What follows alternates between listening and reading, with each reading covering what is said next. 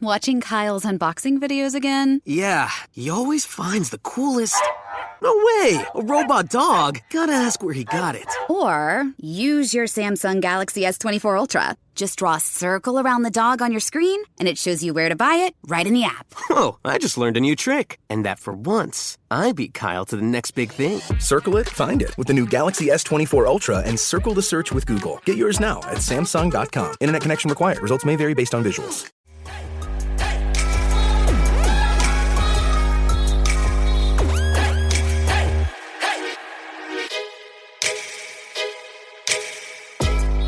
They call him the GOAT, the greatest of all time, the winningest college basketball coach in history, a 5-time national champion. This episode of Return to Glory is all about Mike Krzyzewski, Coach K. I'm Jason Evans, your host for this trip down memory lane with the members of the 2001 Duke Blue Devil men's basketball national champions. As I spoke to that team about their season, there were unexpected moments where the players shared remarkable stories about how Coach K had inspired them and changed their lives. Some of the stories are touching, and some are laugh out loud funny, and I just had to share the best of them with all of you. Let's start with a member of the 2001 team who has known Coach K the longest, walk-on guard Andy Borman. Coach K has been a part of Andy's life since Andy was born. You see, Andy is Coach K's nephew. So before he was Coach K, Andy Borman called him Uncle Mike. My mom and Mickey, Coach K's wife, are sisters. So I grew up spending Thanksgiving, Christmas at the K household. During the summers, literally my parents would drop me off at Duke basketball camp and pick me up 2 to 3 weeks later. I would go to Duke camp Monday through Friday and then spend Saturday and Sunday at the K household, at Thanksgiving, in the driveway, shooting hoops with Cherokee Parks and all these guys that were my heroes. So it was crazy. Now, it was absolutely crazy. Is there a Coach K treats you like a player of his versus Coach K treats you like his nephew, or are they the same thing? No, they're different and different in a beautiful way. Growing up, he was always Uncle Mike. He's always Uncle Mike. When I was a freshman at Duke playing soccer, he was always Uncle Mike. He called me into his office, like I said, it was during soccer season, and kind of said to me like, hey, my soccer coach was a guy named Coach Rennie, John Rennie. And he said, hey, I just, want to let you know, I'm going to sit down with Coach Rennie, and whenever soccer's over, we need another body, so whenever soccer's over, let's give it a couple days and see if this is a good fit. And if it's a good fit, we want you to walk on. If it's not a good fit, hey, we tried. But I'll make sure he knows, you're here for soccer, and soccer always comes first. And then I remember, so during that kind of 3-day trial period, I was really observing more than anything, but I hopped on the court for some drill and royally screwed it up. And he lit into me like I deserved it. And from that moment forward, he's Coach K. He's not Uncle Mike any longer. He's Coach K. And I love it that, even to this day, I call him Coach, because I kind of had the best of both worlds. He's my uncle, but, a lot of people have uncles, I got to play for Coach K, and that's what I wanted, so it was incredible. Another 2001 Duke walk-on, Ryan Caldbeck, reflected on some advice Coach K had given him, not about basketball, but about how to live your life and follow your dreams. Have a listen. Coach K has Coach K is, first of all, one of the smartest people I've ever met. So I've worked, since after college, I went to BCG and then into private equity. Then I started a technology company about 9 years ago. I've been fortunate to work with some absolutely brilliant people. Coach K is easily one of the smartest people I've ever met. And he is particularly effective at motivation and understanding what buttons to press and how to press it to get you to achieve something you didn't think you could achieve. Coach K has a very large and complicated organization to run. Coach K, his job is not just the 15 players on that team. It's the program. It's, by the way, all the nonprofit stuff he does and his leadership role in college basketball more broadly, et cetera, et cetera. So Coach K has very precious time. And I felt like Coach K would be there for me when I needed him. And there were times when I met with him one-on-one because, I needed to. Frankly, they're usually because I asked to. Probably the best example is coming out of college, I had job offers at 3 consulting firms, Bain, BCG, McKinsey, and I was just trying to talk to him about it. And he gave me what ended up being the best advice some of the best advice that I've ever gotten. And it was advice that I did not take. And that advice was to find what you're passionate about and to follow that. And I didn't take that because at the time, the 22-year-old version of me thought to myself immediately in the moment as Coach K is talking to me, I thought, you got lucky to be able to coach basketball. If your first team, someone had torn an ACL and you get fired or whatever, and yes, he's amazingly talented, but in any success, maybe you wouldn't be here. Or maybe you're fortunate in that the thing you're really good at is also the thing you're passionate about. I discarded it immediately. Didn't think about it. And so I went into consulting and then went to business school at Stanford and then into private equity. And throughout that entire time, I was making money, but I wasn't particularly passionate. And what I kind of discovered is that Coach K was not talking about, going to coach basketball. He was talking about identifying specifically what it is you're passionate about. And so what I mean is, I don't know if Coach K is passionate about basketball. He could be, I don't know. I know that he is passionate about building something bigger than himself. I know he's passionate about the connections that he forms between different people. And my guess is he could get that, whether it was basketball or soccer or the business world or whatever it is. And that was the thing that I missed. And that's what he was trying to tell me as a senior. And I regret that. Ryan Caldbeck went on to recall a story he'd written in his journal that he kept of the 2001 season. It was about how Coach K knew the right thing to do when Ryan had a special visitor on campus. Throughout the season, he spends more time with the stars as he should, right? It's my job to make it through and not be high maintenance. In the journal, though, I had a fun memory of looking back at my journal this weekend, which was there was a time midway through the season, my dad came to visit.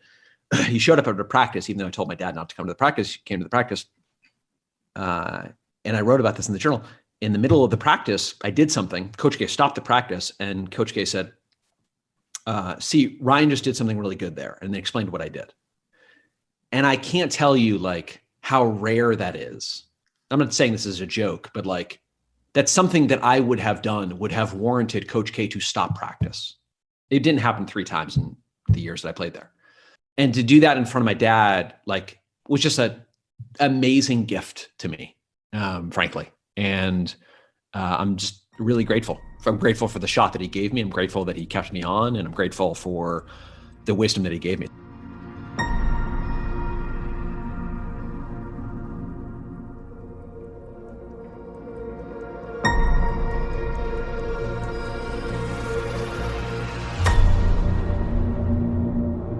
Perhaps the most enlightening conversation about Coach K that I had came from Mike Dunleavy. He spoke to me about how Coach K handled players in different ways and what it was like to sit with Coach K and break down game film. This is a longer segment than usual for Return to Glory, but I really want all of you to hear everything Mike Dunleavy has to say about playing for Coach K. Yeah, I mean, I think my relationship with Coach was, this is a mundane way to put it, but it was it was a great player-coach relationship. And I say that in the sense that my dad was an NBA coach for 17 years. And so, I consider myself a coach's son and a really coachable player. So when I showed up to camp, and frankly, when he was recruiting me, he recruited me like he was coaching me. He would talk through my games where, he might see watching me play or their team's games at the time. Here's how I'd use you. And it was like he was already communicating to me like a coach. And then when I got there on campus, he was even more so of that. And so, it sounds kind of boring to say, but we had just a great player-coach relationship. And and what he asked of me and what he told me, he could bring me into his office. We could discuss things and watch film.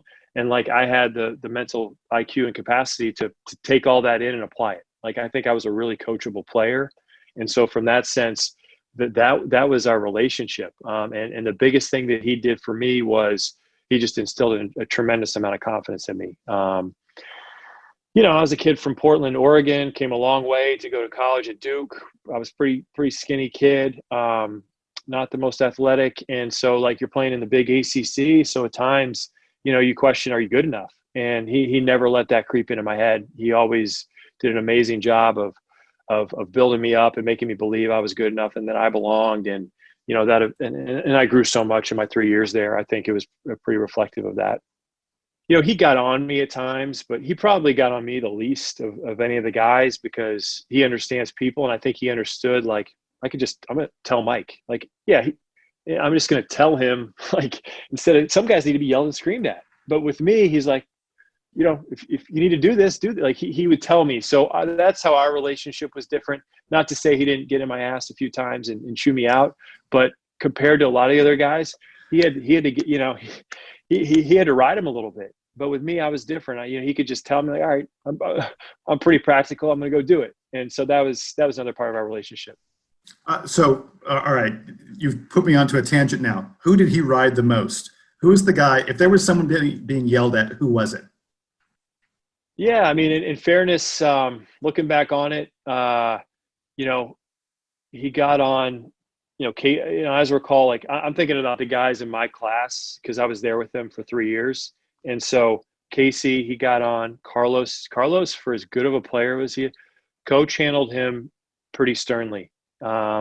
Jason, he communicated with Jason a little bit differently. Jason was so good, right, that you had to let him go and let him be. But there was times where you had to rein him in, and so I think that was a way of handling Jason that Coach had to do. Shane probably more in my boat, but even more so, very rarely was Coach gonna get on. I mean, Shane was the perfect student, right? So when Coach got on him, it was it caught everybody's attention. It was over the top, and it was really to make a point. I don't think he was ever really mad at Shane. Other guys didn't really stick out. Other guys probably middle of the road, but those are kind of the extremes on different ends of it. Are there any specific practice stories that you recall? Give me some insight, man. Peel back the curtain. Man. This is along the same lines, but the one that I always remember is we watched a lot of film in prior to games. After the game, we would come in the next day and watch a lot of film before practice, and it would be 3 or 4 o'clock in the afternoon, right after everybody's classes. So we would go in the locker room, we would watch film, and they turn off the lights. We watch it on film. The lights are off. You're watching the prior night's game, and Coach is going through stuff, and he sits up there and he's got his remote and he's stopping it, he's running it back, and sometimes you're in there for an hour and a half, depending on how the game went. He doesn't mess around. And so again, I remind you, you're a college student. You're probably up late. You got class early in the morning. You're at class all day. That time of the day, you go to a movie theater, flip off the lights. Like, you're gonna get a little tired. And I remember one time I was sitting next to Nick Horvath, who was my year. 4-5, good player. He was sitting there with his arms crossed, and there's some motion next to me out of the corner of my eye, and he's dozing off. He's falling asleep, and I feel for the guy because I've been there. Like, you get those hot, heavy eyelids, and it's daunting. And so I kind of nudged him a couple times, and he was just overwhelmed with tiredness. And eventually, coach must have caught him. Turn the lights. Is it, Nick, were you falling asleep in my film session? And just, and I think Nick didn't even play that game, so the poor guy was upset that he didn't play, and he's falling asleep, and coach is getting into him. And it was just one of those awkward moments where you disappointed Coach K. And I felt for Nick. I was like, oh man, I would hate to be in his shoes right now.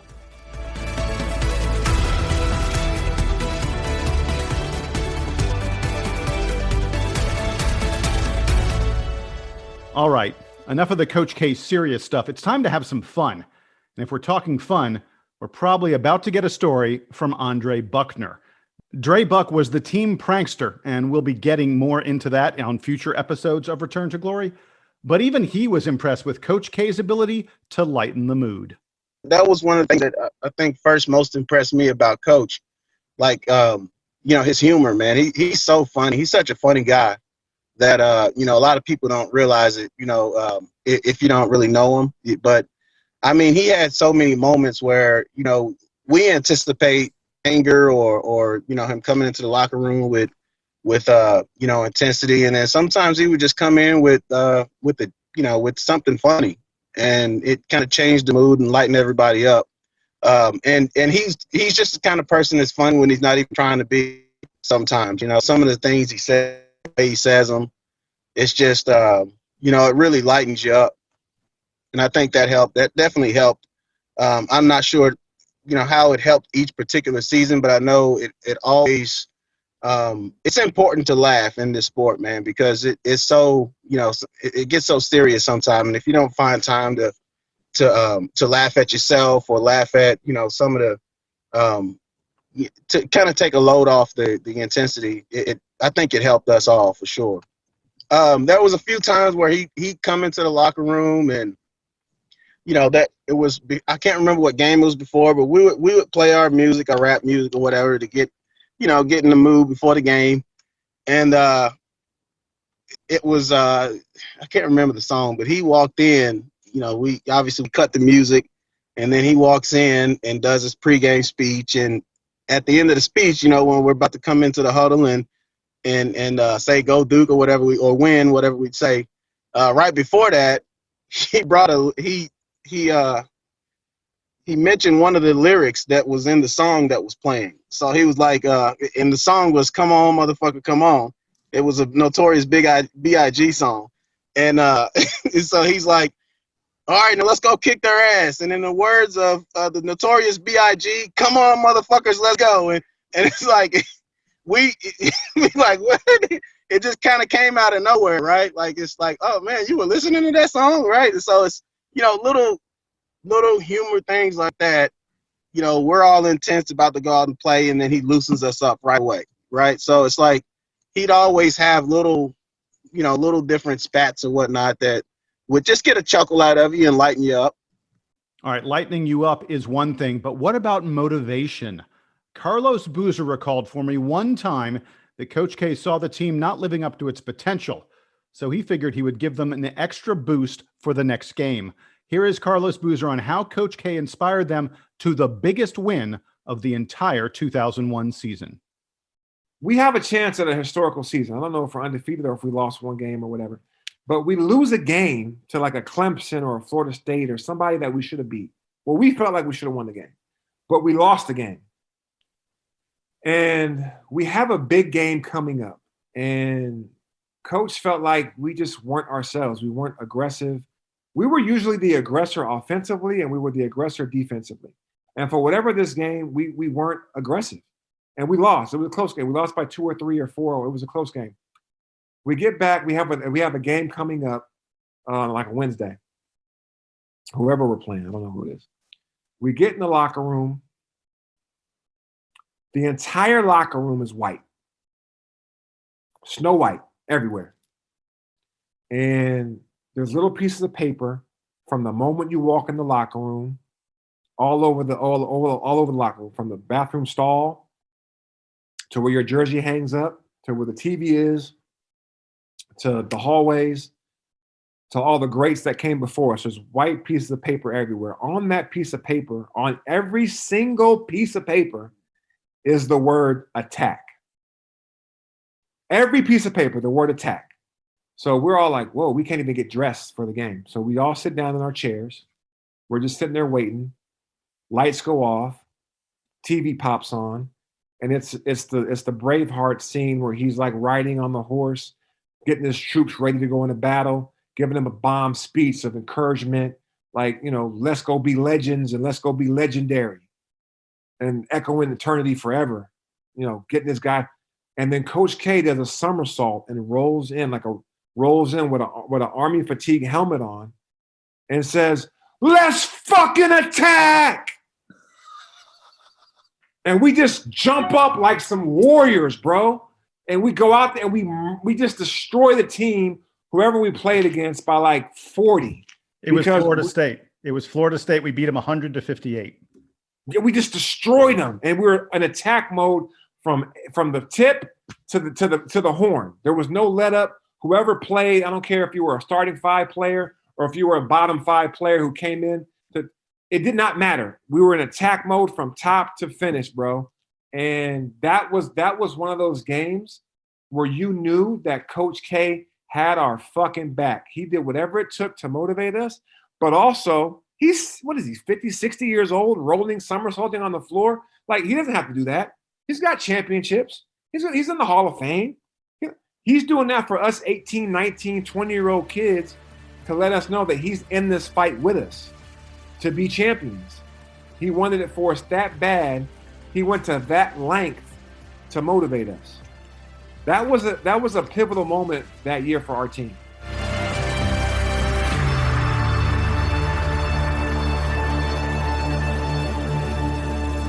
And Carlos Boozer recalled another pivotal moment, not in the locker room or on the basketball floor, but on the team bus. Have a listen to this story. Our sophomore year, we're balling. Jay Will's out of his mind, probably one of the top 2 or 3, 4 guards in the world. Like, you put him up there with Jay Kidd and whoever you want. He can compete with whoever you want. That's how we felt. Shane was about to be a pro. Obviously, he's about to graduate. Me and Dunleavy are we could be in top 5. We can go top 25, top whatever. We're going to get drafted. And we're on the bus. I don't know what city we're in. We're on the bus, and we got cell phones. So our cell phone goes off on the bus, and we never had that. And so coach looks back on the bus and kind of looks forward, and then we get in the locker room, and coach goes, listen. I know some of you guys are going to be pros, and you're going to have great careers, but do me a favor, be present. Enjoy your guys. Enjoy the guys that you have here, because once this is over, it's over. There's no coming back to college when you become a pro and you start making money. Enjoy this moment. This is mid-season. Enjoy this moment with your guys, because when this moment's over, it's over. And so I don't know what made him say that. Maybe just we had cell phones. Maybe scouts were calling him, asking about players to get drafted. But there's a big buzz around our team. We got 5, 6, 7, 8 guys that could be pros. Now think about that. Duhan, pro. Dante Jones, pro. Dunleavy, pro. Jay Will, pro. Shane, pro. Later on, we got Daniel Ewing, pro. Like, we had 7 pros. That conversation was like, look, to a team, like to each other, like let's maximize our time with each other. I mean, no matter what happens moving forward, if we go pro this year, if we come back, to try to repeat, which we did. Me, Jay Will, and Dunleavy came back. But we could have left after our sophomore years when our stock was through the roof. Like Jay Will would have been number 1, number 2, no matter what year he came out. He was just that good. He just happened to come out in a year where Yao Ming was in the draft. So he went number 2. But other than that, we were going to be pros no matter what. So I think that moment Coach sees because he's like, okay, let me make sure these guys are locked in. Guys, if you guys lock in, you can be fucking champions. So don't look too far ahead to what's coming. Don't look back. Be present. Stay in this moment with your guys. And we did. And we focused on that the rest of the year. No more cell phones went off on the bus. I'll put it to you like that.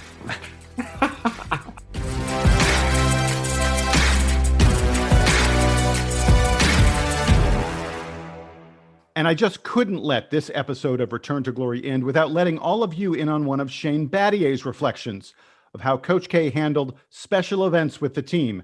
As Shane tells it, this was Coach K's secret sauce, secret barbecue sauce, that is. Ted Wheeler barbecue will go down in history for those in the program for being a huge part of what we were about.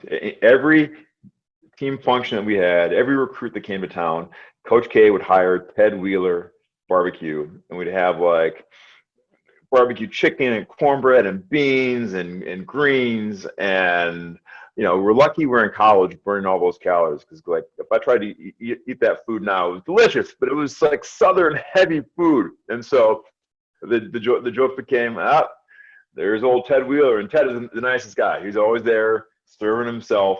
But by far, that was the official food of Duke basketball during our time there. So if you ask any guy on the team, whoever came through the program, Ted Wheeler, you'll get a good chuckle about it. And with that mouth-watering memory from Shane, we have to take a quick break on Return to Glory, the story of the 2001 Duke Blue Devil national champions. A look at our next episode is coming up.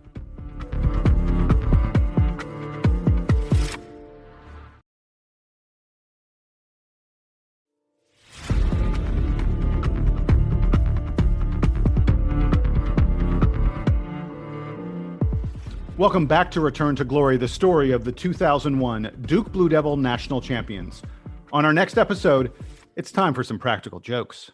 I came home one day, he had filled up my entire bathtub with, it was like a jelly. Everybody would cover up their genitals, because if you didn't, Shane would find a way to just gently or not so gently give you a little tap. We couldn't figure out the source of this awful smell. And Andre had taken a crap in one of our trash cans and then put an empty trash bag on top of it. Keeping the team loose by poking fun at each other. That's coming up on the next episode of Return to Glory. Return to Glory is hosted, written, and produced by me, Jason Evans. It would never have happened without the generous help of the entire 2001 Duke Blue Devil national champions. This is a production of the Duke Basketball Report podcast. Thank you so much for joining us. We'll be back very soon.